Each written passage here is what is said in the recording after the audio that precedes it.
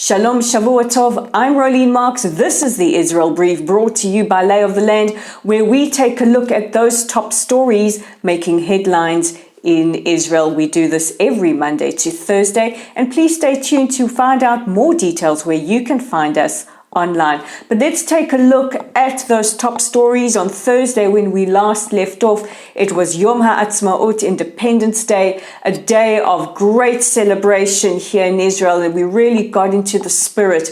And it was an extraordinary day, especially after 2 years of being either in lockdown or with restriction. Israelis were out in the forest, on the beach, in their homes, celebrating 74 years of independence. This came to an abrupt end round about 9 o'clock on Thursday evening when news broke of yet another terror attack, this time in the town of Elad, very, very close to Rosh Ha'ayin and the airport, Ben Gurion International Airport. Elad is in Israel proper. I know there has been some speculation on social media. Was it in what we call the Shtachim, which is the disputed territories, or is it in Israel? It is in Israel proper. What we do know is that 2 terrorists aged 19 and 20 managed to come in.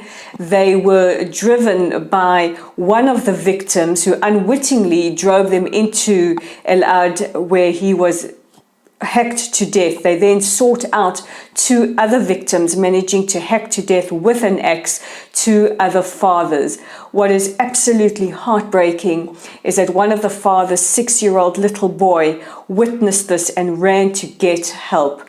Another eyewitness reports throwing cholent. This is a traditional Jewish stew that is eaten over the weekend, over Shabbat. He had a pot of boiling hot cholent which he managed to throw at the attackers. They escaped on foot, and after a 60-hour manhunt, the IDF and security forces managed to catch them yesterday.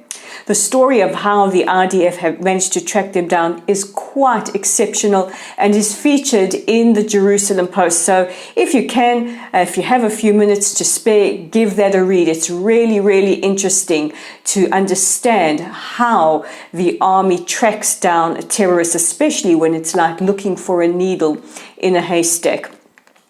When caught, the 2 terrorist perpetrators said that they were carrying out routine murders of Jews and are believed to belong to a terror cell. Last night, another attack, this time outside Damascus Gate, one of the gates into the old city. A policeman was stabbed in the neck. The terrorist neutralized. The policeman is in a stable and moderate condition. Again, last night, just moments after the incident at Damascus Gate, news broke of an infiltration, this time into the Yishuv of Tekoa. Now, according to a resident who managed to neutralize the terrorist, his daughter spotted the 17-year-old member of a terror cell believed to be Hamas scaling the wall, coming into the Yishuv, where she witnessed him carrying a knife. She called her father. He scuffled with the terrorist and managed to shoot him point blank. Now, the IDF, as we have been discussing over the weeks, have increased their security presence along the security fence and in the West Bank. Reports in various publications report that Israel is now considering the idea of targeted assassinations of Hamas leaders. According to the Times in the United Kingdom, Israel has notified countries that we are sending assassin squads to assassinate Hamas leaders in their various countries. Whether or not this is true is yet to be confirmed. However, the IDF have said that they are also deciding whether or not to engage in military operations in Gaza and Jenin. Jenin is situated inside the West Bank and has become a city that is a hotbed of incitement and one that the Palestinian Authority and their mayor is barely able to contain. Meanwhile, Hamas have responded to threats of targeted assassinations by saying that if any of their leaders are assassinated, they will burn cities in the center of Israel by firing rockets, and they will embark on suicide bombings. Now, if I look at it from an analytical point of view, I don't think that Hamas want to take the gamble with suicide bombs. I think that they are trying very hard to establish some kind of legitimacy, and one suicide bomb would absolutely destroy that and destroy any remains of any sympathy that anybody, and you have to dig really, really hard to find people with sympathy for a terror organization like Hamas, but they're out there, would have for them. In other news, last week we brought you the story that the Prime Minister had received 2 letters threatening both himself and his family. It has been reported earlier today that a 65-year-old woman from the town of Ashkelon has been arrested. She is yet to be identified, but apparently she is known by security forces to be posting messages on social media that threaten the Prime Minister.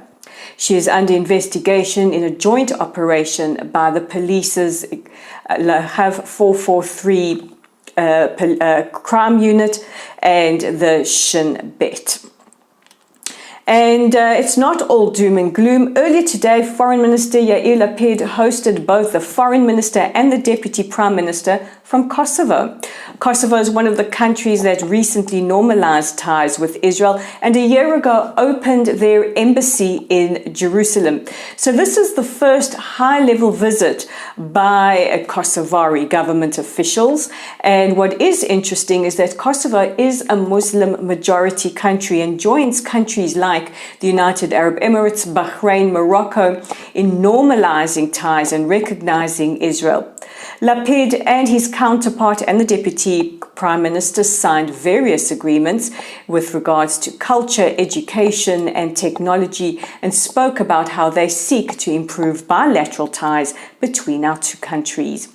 And our final story is good news for travelers.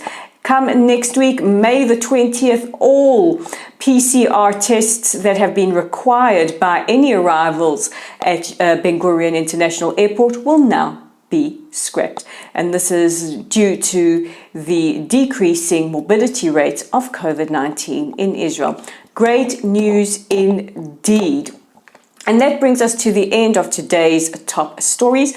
But please remember, you can check out our website on www.layoftheland.online. We have a whole host of original content. And hey, if you think that you've got the right stuff for Lottel, pop us a message via our website or via our Facebook page. And speaking of that Facebook page, you can find us at Lottel's site. Like us, follow us, share our content. We really appreciate that when you do. We are on YouTube. Our channel is at the Israel Brief. If you're watching there, please consider clicking on that red subscribe button, because the more people who subscribe, the easier it is for us to get as much news as possible out to as many people as possible. And of course, we're on Twitter at Lay of the Land 5. Follow us there and you can interact with us there as well. So this is the Israel Brief. I'm Rolene Marks, just reminding you of those small details. Thank you for watching and join me again tomorrow for your top stories.